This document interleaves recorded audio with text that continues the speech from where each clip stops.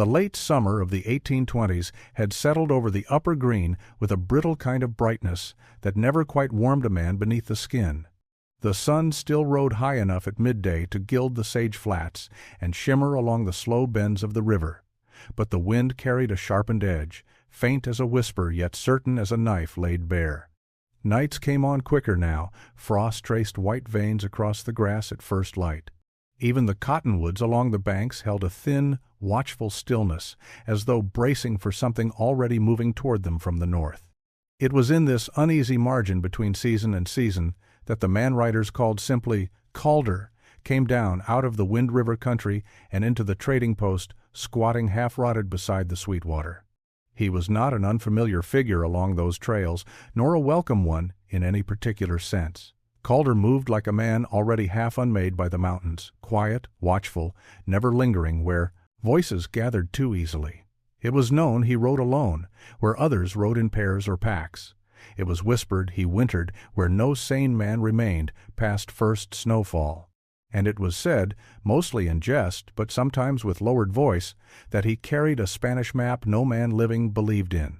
He dismounted without hurry, gaunt horse blowing soft clouds into the cooling air, and tethered the reins to a splintered post already scarred by a dozen others before him. The trading post door hung on warped hinges, and the sound from within spilled through the gaps laughter, the dull knock of tin cups, a fiddle scraping out an uncertain tune over the steady drone of talk. Calder stepped inside. Smoke, sweat, sour liquor, and damp wool wrapped around him like a second skin. They looked at him, as men always did. Some nodded, more did not. He took a spot near the wall where shadows clung thickest, easing himself down onto a broken benchboard. He said nothing. The barkeep set a chipped tin before him without asking a question. Calder slid a few worn squares across the counter, and the liquor came cheap and fiery, burning down his throat with the steady bitterness of days past. It was only a matter of time before the talk turned, as it so often did, toward foolishness and rumor. "Still carrying that holy scrap, Calder?" a voice called from the far table, thick with drink and mockery. "That Jesuit dream of yours?" A ripple of laughter followed. Someone spat into the sawdust. "Aye, Spanish gold," another added, raising his cup. "Next you'll be telling us the Pope himself buried it out there past the Red Buttes." Calder did not look their way. His fingers rested lightly at the front of his coat, where beneath layers of buckskin and where there lay always the folded fragment, the browned parchment stained by smoke and time, edges chewed and frayed. He had never taken it out under lamplight or public eye, never offered it up for hands that laughed too easily. Still, they all knew he carried it. Still, they had seen the careful way he checked it before every long ride, head bent as if listening to some distant voice none of them could hear. "You'll freeze hauling that fool map into winter," one of the men muttered. "Men have died chasing less." Calder finally turned his eyes, slow and steady as river water under ice. "Men die chasing nothing too," he said, voice low as distant thunder. "The plains are full of them." The laughter thinned. It always did when he spoke. He had not always been this way. Or so the older ones said. They remembered him younger, a sharper-set man crossing through the street. Louis roadways with beaver pelts slung deep over mule backs, moving with the organized parties of the Ashley trade, following routes that carried men west like a current they either learned to bend with or drowned beneath. They said he had been seen once traveling alongside figures who later would be written into books, men who rode hard and vanished into legend, names whispered long after bones had softened beneath sage and shale. There were half-remembered sightings of him near the Green River rendezvous, standing apart with eyes lifted toward the rising ridgelines, while others drank and gambled. Some swore he had ridden the same breaks and crossings as Jedediah Smith, though Calder never spoke the name aloud. A man with too much memory never praised it. He wore his past like a frost scar present, but never pointed to. The map had come to him years earlier, when he had been half dead and crawling upon stones slick with blood and thaw water near a narrow defile west of the Spanish peaks. An old man, half native, half something else, his tongue heavy with dying breath, had pressed the brittle parchment into Calder's hand and whispered words so broken even the wind seemed puzzled by them. but the marks upon the parchment had been clear enough. Crude scrawls, faded ink, a series of strangely precise symbols mapped against land that Calder later knew too well to mistake. A twisted ponderosa set back against a shale slope, a ridgeline blackened as though scorched by forgotten fire. A stone split cleanly in halves, like a blade's judgment frozen in time. The more Calder tested the map's references against the living world, the less it behaved like fantasy. Each ridge, each bend, each shallow ravine aligned with uncanny patience. He had walked the country wide enough to know illusion from truth, and still the parchment matched the land as if its maker had known the mountains before the mountains knew themselves. Yet no man at the post believed him. They believed only in what bled and what burned and what could be stacked upon tables for trade. Outside, the wind shifted. A murmur of chilled air slid beneath the door, tugging at hems and pant legs. Someone near the window muttered that frost had taken the river shallows early that morning. Another remarked on elk moving downslope weeks ahead of their season. The old trappers listened but said little. They knew that when the land grew silent too soon, winter followed with teeth. Calder felt it too, a tightening in bone and breath, a sense of something heavy moving southward through invisible corridors of air. He drained the last of his cup and rose. "Where you bound this time?" the barkeep asked, not unkindly. Calder paused with one hand resting against the doorframe, eyes drifting toward the dark line of hills rising in the distance. "West," he said quietly. A scoff came from the table behind. "West in this weather? You'll find nothing but white and bones." "Men said that before," Calder replied, without turning. "And those men ain't here now," another voice said. He nodded once. Yes, that was true. Outside, the twilight crept like slow ink across the plains. Calder mounted his horse with practiced ease, the leather creaking faint under his weight. He touched the pouch at his breast once, feeling the brittle certainty of the parchment within. Around him, the land stretched wide and uncaring, indifferent to myth or mockery. He knew the risks. He knew the cold would come early. He knew stories of men who disappeared beyond those ridges, swallowed whole by greed or pride or weather. He knew that when snow sealed the passes, no cry carried far enough to matter. And still, he turned his mount toward the darkening horizon. Behind him, laughter resumed. Cards were dealt. Cups struck wood. Men spoke of profit and comfort and the next rendezvous as though tomorrow was owed to them.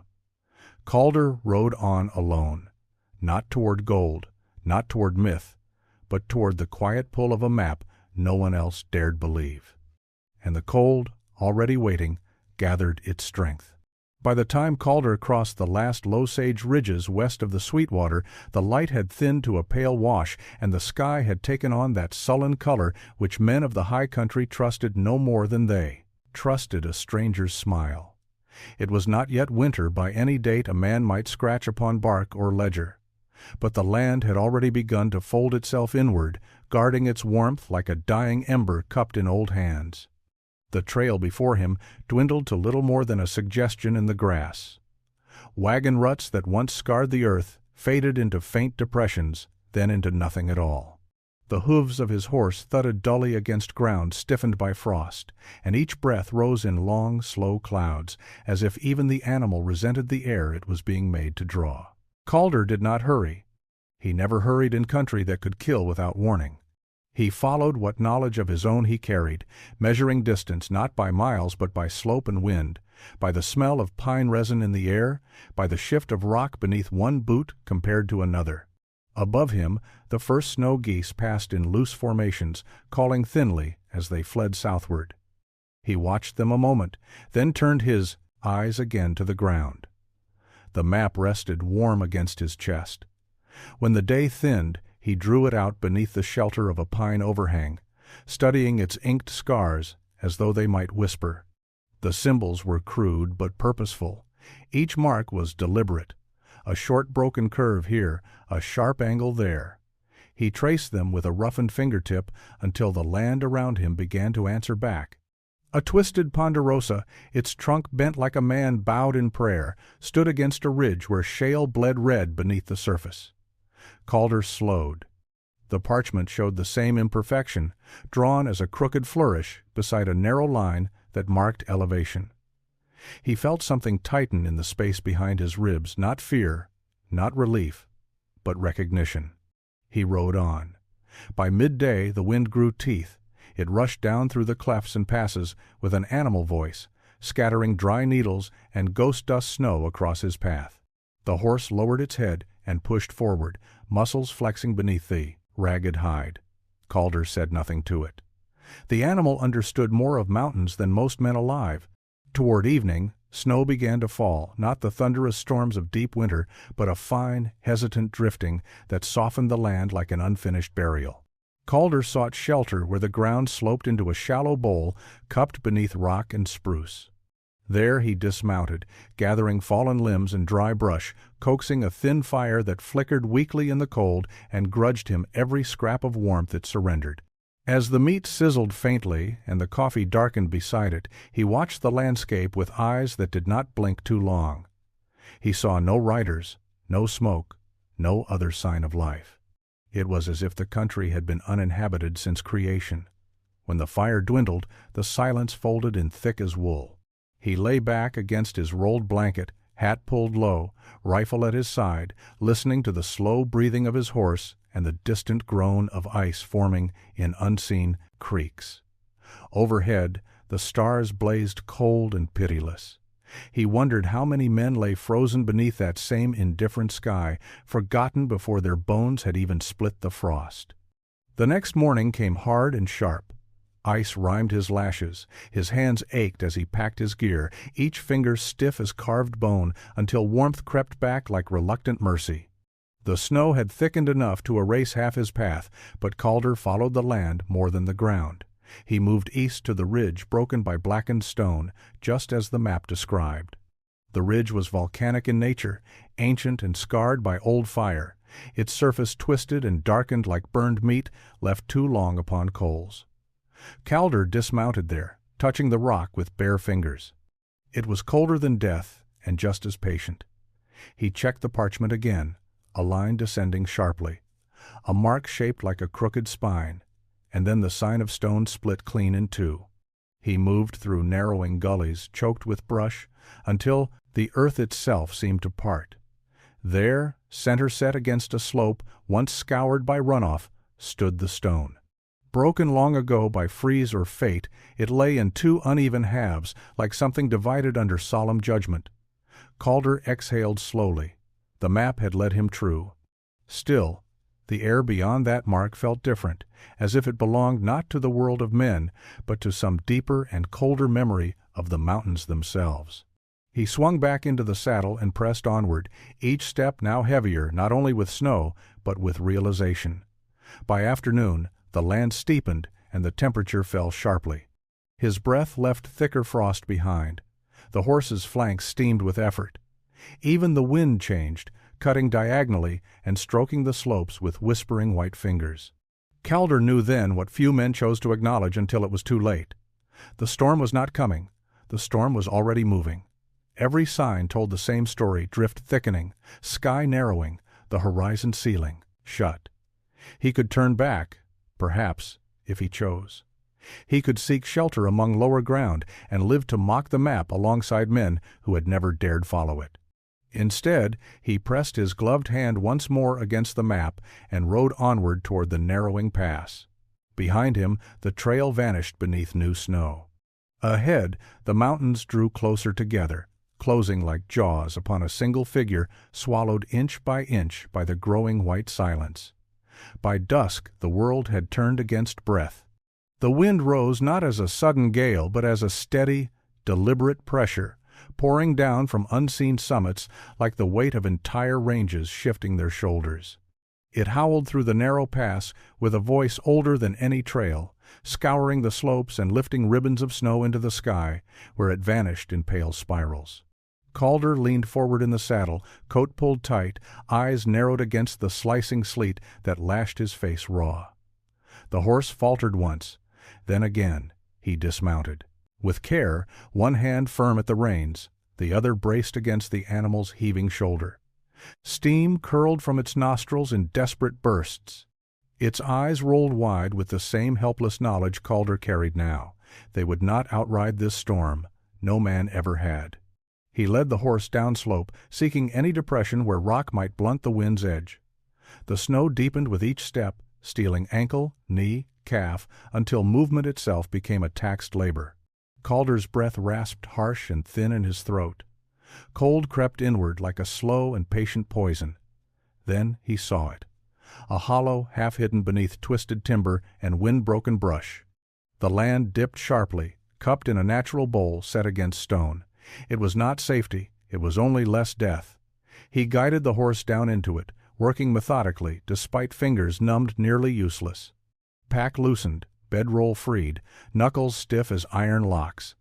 Every motion felt deliberate now, measured against the narrowing window of warmth his body could still offer. When the wind clawed overhead and snow began to fill the shallow refuge as though burying a grave in advance, Calder set to work upon the one trick that had kept men alive when fire failed and flesh turned against itself. He carved inward.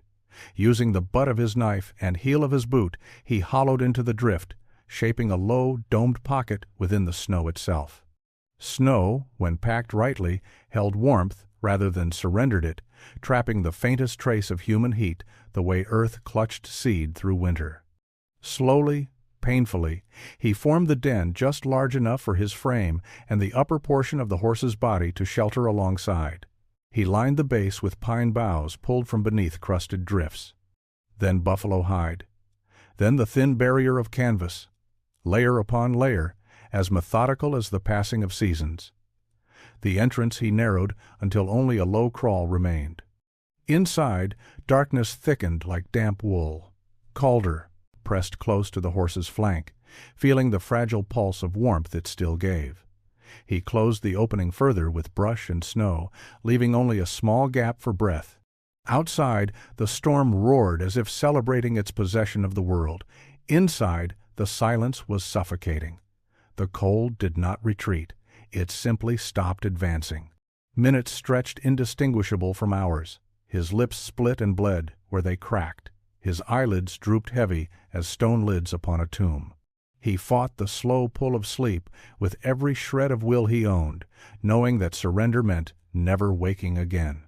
His thoughts wandered not to gold or glory, but to nameless faces long turned to bone along forgotten streams. Men he had ridden beside, traded with, laughed beside firelight, all gone now, taken by cold, hunger, arrow, or the slow devouring indifference of the plains. He whispered their names once, not to honor them, but to anchor his mind. His breath slowed. Too slow. He forced himself to move barely. Shift weight. Rub hands. Press fist into thigh and thigh into ribs just enough to remind the body it still belonged to the world of living things.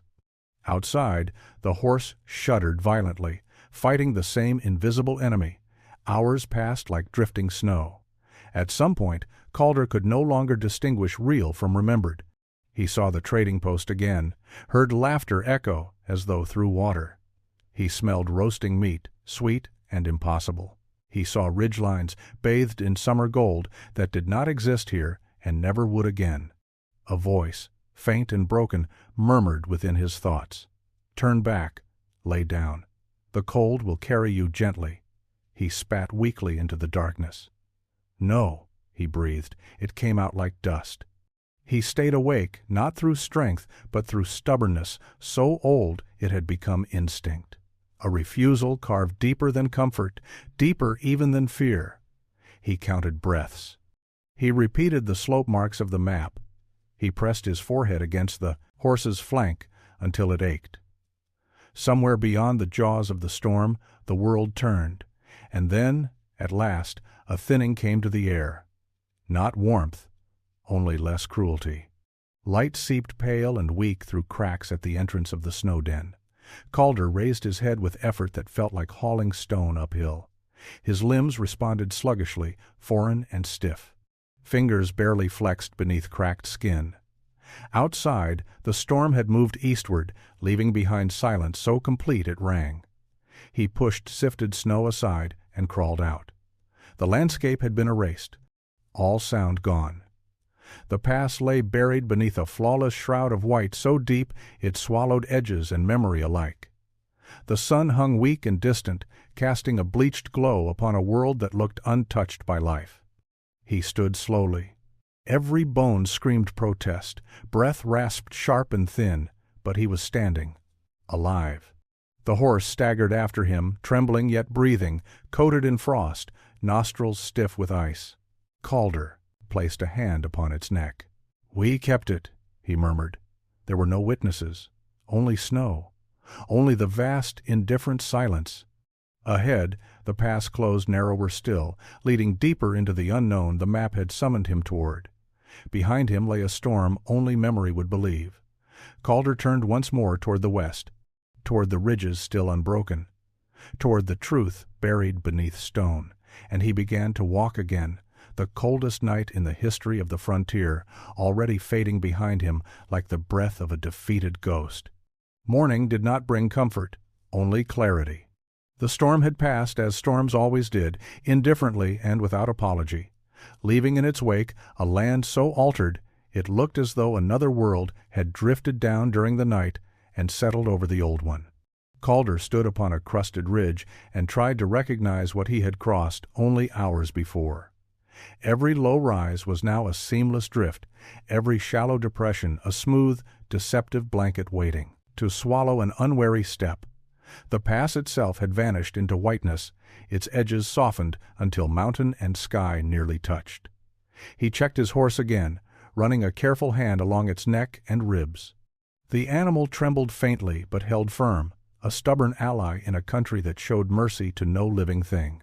Calder murmured low words more for himself than for the horse and began moving eastward, slow and deliberate, his boots crunching through snow that snapped beneath his weight like brittle bone. The map guided him still. Beneath layers of frost, the land yet answered to lines inked by hands dead long before his birth. He traced the parchment with chilled fingers, matching its scars with slope and stone, orientation and angle, as though reading a face he had come to know through shadow alone. The symbols no longer felt like rumor. They no longer felt like inherited folly. They felt precise, intentional, certain.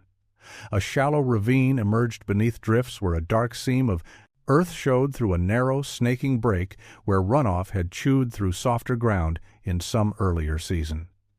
Calder followed it carefully, each footing chosen, every breath measured. There, half buried and almost lost to the snow's erasing patience, he found the first markers. Flat stones, laid not by frost but by deliberate hands, carefully spaced, their surfaces scarred with lines faint and weathered but unmistakably carved. He knelt and brushed away snow with slow reverence, revealing symbols whose shape spoke of distant tongues and older prayers. Not the markings of trappers, not the casual scratches of idle knives.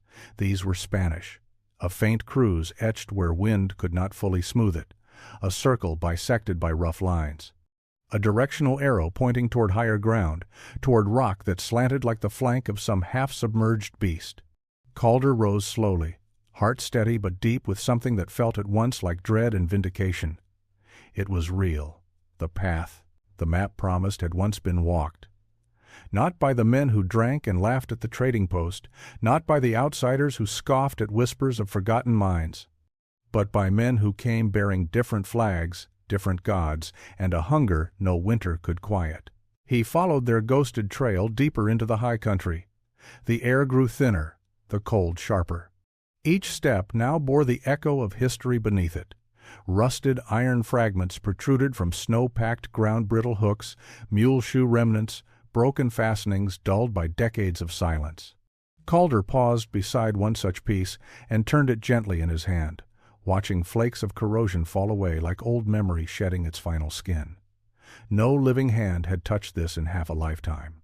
The land narrowed again, tilting upward toward a canyon whose mouth cut sharply between sheer walls streaked black and red. The stone here bore the same burnt hue the map had shown a band of earth scorched long ago by forgotten fire or the slow violence of time, Calder swallowed once against the tightness in his throat. He had dreamed of this place without ever knowing its shape.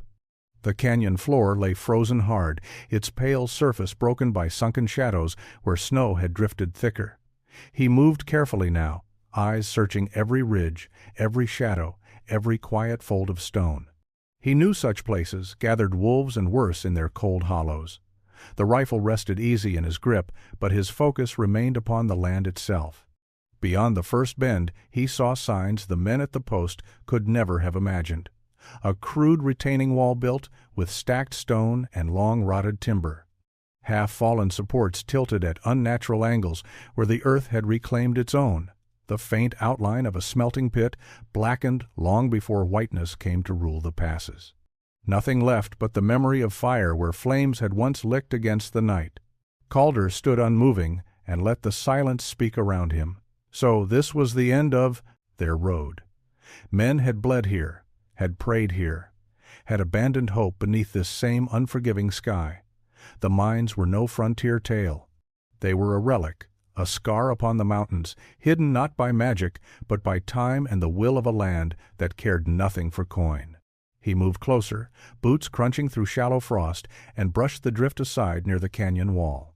There, set deeper into the rock face, he saw the rim of a cut so clean it could only have been shaped by human hands. A rectangular shadow, darker than any natural hollow, its throat swallowing what faint light the winter sun offered. The entrance. Calder stood before it without crossing its threshold. Not yet. He felt no rush of greed, no vision of stacked silver or imagined wealth, only the quiet weight of knowing that something true and stubborn had been proven beneath feet the world never wanted to follow. Behind him the wind stirred softly, sighing through stone and scrub like a voice withdrawing. Snow whispers drifted downward, illuminating the mouth of the mine with ghost light. He turned slightly, looking back along the path he had carved through the white silence, and for a rare moment allowed himself a breath that did not ache with cold or doubt. He raised his eyes again to the dark opening before him, and stepped forward. The first step across the threshold felt less like entering a hole in stone and more like crossing into memory that had thickened and cooled with age. Cold gathered inside the mine, not the clean, cutting cold of open air, but a damp, stagnant chill that clung to bone and breath alike. Calder paused just beyond the mouth and let his eyes adjust, the faint winter light filtering behind him and stretching long, uncertain shadows across the rough-hewn floor. The walls bore the scars of pick and chisel, their edges softened by years of dripping mineral veins and slow decay. Ghost-pale streaks ran down the rock like old tears that had forgotten what sorrow birthed them. He struck a match and coaxed a low flame to life. The light trembled inward, revealing more of what time had buried. Support beams leaned at tired angles, their bark long stripped, their joints cracked where frost had swollen and split them. Rusted iron spikes protruded from wood, blackened as though kissed by fire. Beneath his boots lay scattered fragments of stone slivers, struck from the wall with desperate labor, discarded when the men who swung the tools left in haste or despair. He moved forward carefully, each step deliberate, rifle held loosely at his side. The air tasted faintly of damp earth and something metallic, bitter on the tongue. Further in, the tunnel widened into a rough chamber where the roof sagged like a tired back under unseen weight. Calder raised his lantern higher. The beam of weak light sketched across a sight the world above had forgotten entirely. A collapsed cart lay half-submerged beneath drifted gravel, its wooden spokes warped and cracked, the iron rim twisted like a broken crown. Nearby, a crude table fashioned from split timber stood crooked and abandoned. Upon it sat the remnants of a ritual long unfinished, shattered clay, corroded tools. A broken crucifix dulled by rot and silence. Spanish hands had worked here. Men who spoke with voices that once rang through these dark caverns in prayer, in curse, in strained breath. Men who came bearing the hunger of empire and the fear of wilderness that would not bow to them. Against the far wall shimmered faint specks of dull light. Calder moved closer, lantern held steady, every sense sharpened. He ran a calloused hand along the vein and felt the cool slickness of the stone flecked with shining particles that caught faint fire. Silver, raw and imperfect, yet undeniable. He did not smile. He knelt there instead, palm pressed to the rock, feeling the quiet truth of it. All the years of mockery, every laugh cast over tin cups, every whispered tale thrown aside as frontier nonsense, all of it lowered now beneath stone carved by men who had once bled for this same promise. He remained like that a long while, neither triumphant nor disappointed, only still. The mine held more than metal. It held silence thick as regret. It held the echo of men who had believed too much and endured too little.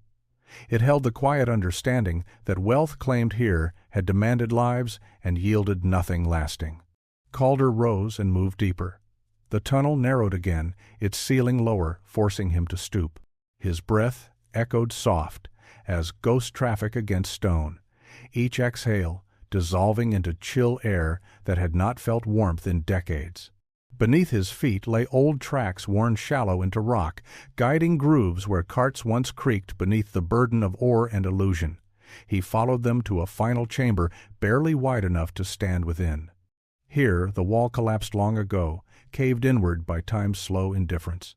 A scatter of bones lay half-hidden beneath rubble, perhaps mule, perhaps man. Calder did not linger to answer the question. Upon the ground rested a leather satchel long split apart, its contents spilled and decayed into dust. He knelt beside it and sifted carefully through what remained: faded scraps of paper, broken rosary beads, a small journal so weather softened its words bled into ghost lines. He opened it gently. The ink was nearly gone, but some fragments yet whispered. Dates, names, prayers scratched in desperation. A final line, fractured and shaking. He forbids further passage. The mountain swallows our strength. Calder closed the book and let it rest where he found it. So this was how it ended for them. No fortune, no miracle, only the long, slow realization that the land answered to no crown. He turned back toward the entrance, walking the length of the mine with measured steps, lantern light trembling at his side. The air grew marginally brighter with each retreating pace until the rectangle of pale winter daylight stood before him, once more clear and cold as truth itself.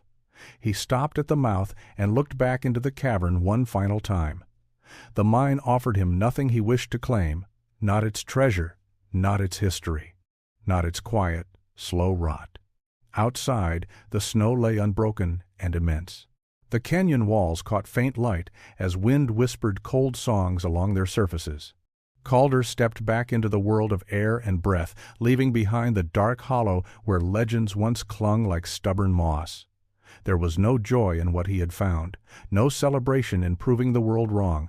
Only the weight of knowing that truth, when buried long enough, becomes less miracle than melancholic endurance. He mounted his horse again, casting one final glance to the hidden mouth now shadowed in stone and frost. Then he turned away. The mine remained, silent and forgotten once more, patient beneath the mountain that had claimed it long before he ever dared follow the map. The ride out did not feel like triumph, it felt like debt. Calder left the canyon slowly, the snow crunching beneath his horse's hooves with a sound that seemed too loud for a world so hushed. Behind him, the shadow of the mine vanished as the angle of the stone swallowed it once more, leaving nothing but another scar in the endless face of the mountains. If not for the map against his chest and the memory now burned into bone, there would have been no proof it had ever existed at all. The wind shifted as he climbed away, carrying with it that dry, thin taste of high stone and winter iron. The clouds drew close along the ridgelines, bruised and low, promising another night that would not forgive the careless. Calder pulled his coat tighter, though warmth felt like a distant idea, an old comfort that belonged to another life. His horse labored as the slope steepened. Its breath rasped hoarse in the quiet, each exhale dissolving into pale wisps that hung and vanished like uncertain prayers.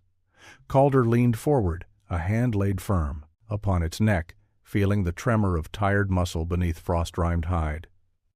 "You've earned more rest than I can give you," he murmured. The animal did not answer, but it kept moving. By midday, hunger pressed sharp behind his ribs. He had eaten little since the storm, and the cold burned through what strength had yet remained. When they reached a narrow shelf sheltered by wind-bent spruce, Calder dismounted and set a small fire with movements slow and careful, conserving every spark as though it were breath itself. The meat he cooked was leathery and thin, its scent barely rising against the sharp air. He chewed without care for flavor and drank what little water he dared melt, knowing full well that stopping too long invited cold to creep deeper into joints already stiff as rusted iron. Above the trees, a far-off howl rose and fell. He froze, listening. A second call echoed, closer. Then a third. Wolves. They did not rush from the shadows, as wolves sometimes did when hunger sharpened them beyond restraint. Instead, they watched, lingering on ridgelines just visible beyond the tree line. Dark shapes moving slow, deliberate, patient. They knew this land better than men ever would. Calder kept the rifle within reach, and his movements few. The fire held their distance, so did his silence. He finished what little food he had and extinguished the flames as the light waned, shouldering his pack once more before the night could seal around him again. He rode until his vision blurred at the edges and the sky dulled to a flat, iron gray. By the time the stars blinked into their fragile positions, his limbs moved only through habit, not will. He sought no grand shelter this time, only a hollow deep enough to blunt the wind. He buried brush, pulled canvas tight, settled against the earth that had already taken its share from men less stubborn than he. Sleep came uneasy and sharp-edged. He dreamed not of silver or caves or maps, but of wet grass beneath summer sun, of hands without cracks, of a sky that did not threaten. He dreamed of voices calling him by names he no longer remembered belonging to. When dawn broke, it did so with faint cruelty, painting the white world pale and indifferent beneath sun, far too weak to care whether he rose or did not. His joints screamed as he pushed himself upright. Fingers barely obeyed command. He flexed them painfully, breath tight, then reached once more for the reins. The horse obeyed slower now. Each step was heavier. The animal's spirit, like his own, was thinning beneath the quiet tax of this journey. Days bled into one another. The landscape changed only in subtle defiance, minor ridgelines, shallow gullies, stretches of bleached rock where the snow thinned and vanished under wind's relentless hand. Calder followed water only when it offered itself, and shelter only when it did not demand too much energy to seek. Once he came upon the paw prints of a bear trailing faintly across a sun-shadowed drift. Once he saw the distant motion of elk along a far slope, their shapes dark and graceful as myth moving through the white hush. Life endured, stubbornly. But it did not welcome him into its fold. The map no longer mattered now. Its work was done. He did not open it again. It remained folded against his heart, where it had once pulled him westward. Now it rested there like a long-kept secret that had proven its truth and cost its price. His breath grew shallower on the third night. He felt the ache settle deep in his chest, each draw of cold air scraping raw along flesh, not meant for this kind of living. Still he pressed onward. Still he refused to lie down. A man does not leave the mountains when they have already branded his name into their skin. On the fourth day, the slope softened. The wind lost its knife edge. The land leveled slowly into open basin, where scrub rose sparse against broken ground. Familiar ridges climbed faintly on the horizon, the outer veins leading back, toward known routes and forgotten camps. Calder paused there, looking back briefly at the wall of stone that had held the mine within its throat. It looked no different than any other cliff now. No sign, no marker, nothing to whisper what lay beneath. He nodded once, barely. Then he turned his horse and began the long, silent return toward a world that would never fully believe what he had walked through alone. His body would heal, perhaps. His breath would steady. The frostbitten cracks across his knuckles would toughen once more beneath sweat and sun. But something deeper had shifted. The part of him that once wondered now knew. And knowledge, in a land as merciless as this, came at a cost no coin could ever repay. He rode on thinner, quieter, and carrying no story he fully expected the world to honor. He came down from the high country thinner than when he had gone up, and quieter still. The first signs of other men returned slowly, as though the world itself begrudged, acknowledging his re-entry. A faint line of smoke rising against pale sky, the distant bark of a dog, hoof tracks pressed into softened earth where snow had already begun to loosen its grip. Calder watched these signs from a ridge and felt no relief in them, only a dim awareness that the silence of the mountains, pure, absolute, and honest, had released him back into the noise of men. By the time he reached the lower reaches of the green, the land had shifted from its iron winter posture into a hesitant thaw. Patches of brown earth bled through the remaining crust of snow. Water moved sluggishly beneath thin sheets of ice. The air still cut bitter, yet it carried the faint, unmistakable scent of returning earth. Life crept forward again, patient as it had always been. So did Calder. The trading post squatted as it had before, weather-scarred and stubborn, its warped timbers clinging to the same ground that had swallowed 1,000 other forgotten men. Laughter drifted through the open door. The sound was warmer now, fuller. Men who had sworn the winter would end them spoke of spring as though it had been promised. He dismounted without announcement. A few heads turned. A few more followed. "Well, I'll be damned," muttered one voice, the ghost still breathing. Another laughed. "Should have taken wagers." Calder tied off the reins and stepped inside. The smell of smoke and sour liquor hit him like an old, unwelcome familiarity. Eyes lingered longer on him now, tracing the lines drawn harsher by cold and time. No one asked where he had gone. Not at first.